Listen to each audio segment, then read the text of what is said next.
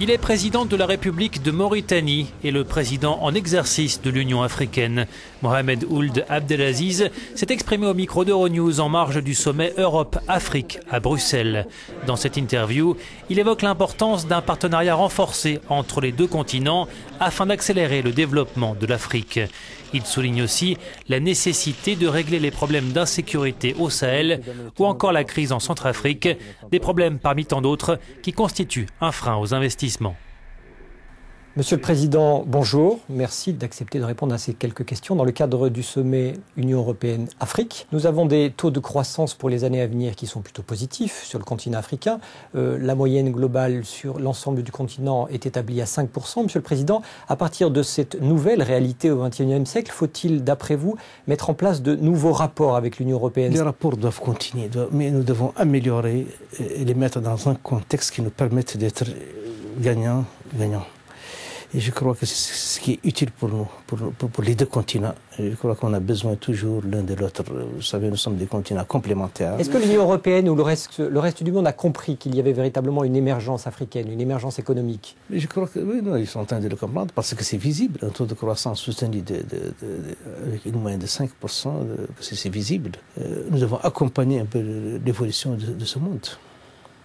Et nous sommes en train de le faire, peut-être lentement, mais sûrement. Et il faut véritablement passer au fait maintenant? Durant cette décennie, pratiquement, il y a énormément de problèmes, aussi en Europe, aussi bien en Europe qu'en Afrique. Des problèmes d'instabilité, d'insécurité, des problèmes de crise économique, de calamité naturelle, et qui n'ont pas laissé parfois, souvent, le choix aux dirigeants de mettre en pratique les décisions prises. Mais en tout cas, la volonté est là. Le dossier centrafricain, un dossier très délicat. Pensez-vous que l'Union européenne doit augmenter le nombre de ses troupes sur place ou pensez-vous que l'Union africaine et les Africains eux-mêmes doivent assurer et rétablir l'ordre dans ce pays? Les Africains se doivent d'assumer cette mission. C'est vrai que c'est notre mission. L'Afrique est en train de se préparer pour mettre en place des forces spéciales. Il y a un certain nombre de pays qui sont portés volontaires pour... Quel pays?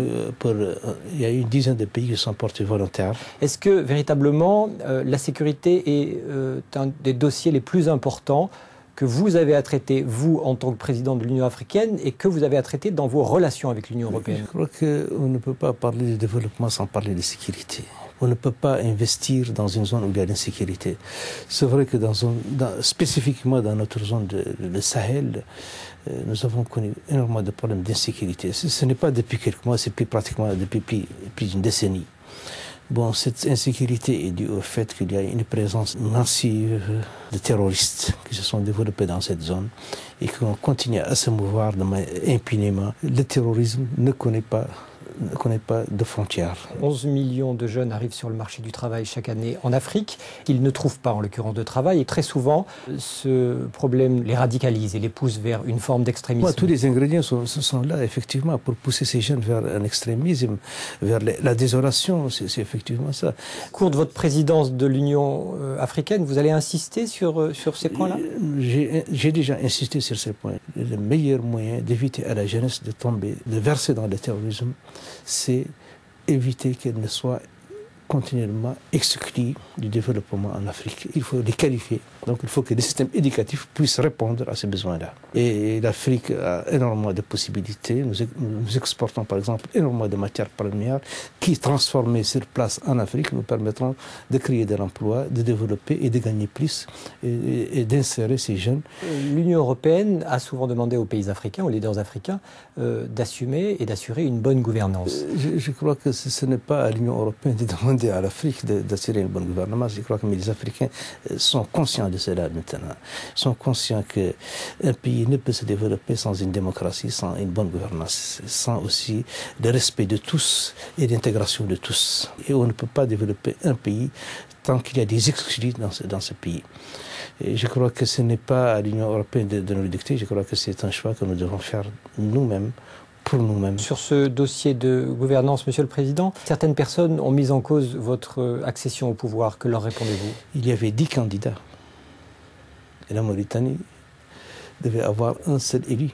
Donc les neuf candidats qui n'ont pas eu la chance, qui n'ont pas eu la dernière fois la chance de passer, se sont sentis frustrés et se sont dit que les élections n'ont pas été transparentes. Mais c'est toujours comme ça, on n'est pas satisfait. Mais c'est là l'occasion pour eux de se présenter aux élections, qui seront des élections transparentes comme les élections passées. Donc vous êtes plutôt optimiste pour les échéances électorales du mois de juin dans votre pays? Oui, je suis optimiste pour mon pays. Je sais que mon pays, la démocratie est en train de s'ancrer aussi bien dans les esprits des gens que dans le pays. On a pu entendre de la part de l'Union africaine, avant que vous en preniez la présidence, mais également de certains pays africains, des critiques vis-à-vis de la Cour pénale internationale. C'est une perception que les Africains ont, parce que les personnes présentées à la barre, la plupart, ce sont des Africains. C'est ça la perception qui fait que les Africains pensent que c'est une cour spécialisée dans le jugement uniquement des Africains. C'est la raison pour laquelle nous sommes en train de débattre de ce problème.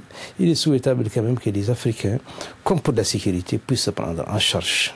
Donc vous plaidez pour une cour pénale africaine Je ne vois pas pourquoi on envoie nos ressortissants pour être jugés à l'extérieur. Nous avons la possibilité de les juger, nous avons la possibilité de les emprisonner. C'est un minimum quand même que nous pouvons faire. Nous avons des magistrats très compétents qui peuvent le faire sur le terrain. Nous verrons une cour pénale africaine installée dans un pays africain. C'est mon souhait le plus ardent.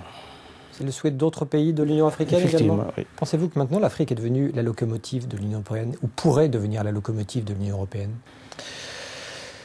Bon, je le pense et je le souhaite. Je le souhaite. Nous en avons effectivement des moyens et surtout l'ambition. Je crois que c'est surtout l'ambition qui compte. Si vous aviez à résumer vos espoirs sur le continent africain pour les années à venir? L'Afrique, pour moi, le futur de l'Afrique, ce sera une Afrique prospère, stabilisée, sécurisée et une Afrique unie. Et qui accompagne le développement dans le monde et qui tient aussi qui tient sur le circuit international et qui a son rôle à jouer aussi bien politique que sécuritaire dans le monde. Je vous remercie d'avoir répondu à ces quelques questions pour Euronews. Merci, je vous remercie.